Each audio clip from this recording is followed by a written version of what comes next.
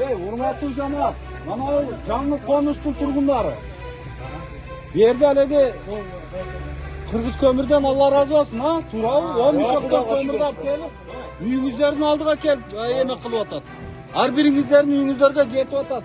Эки тапортер Алланын расулу үчүн ташып берип атат сиздерге. Азыр бу жер жаңы конуш болду.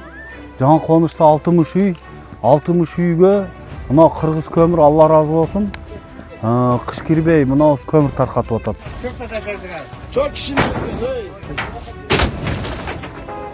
Бизге ушинтип кыш алдынан көмүрлөрдү алып келип, бизди кам көрүп атканыга чоң ыраазычылык билдиребиз. Максат айылынын атынан мына өзүмдүн балдарымдын бул күйөө балам менен кызымдын үйү мына келип жыйынып, буларды көчүрүп отурабыз. Сиздерге чоң рахмат айтабыз. Баткен облусунун президентинин ыйгарым укуктуу өкүлү Шаменов Айбек Асанович Кыргыз көмүр ишканасынын жетекчилигине кайрылып, Баткен облусунда чек ара аймактарынан көчүрүлүп келген үй-бүлөлөргө көмүр менен камсыз кылууну өтүнгөн.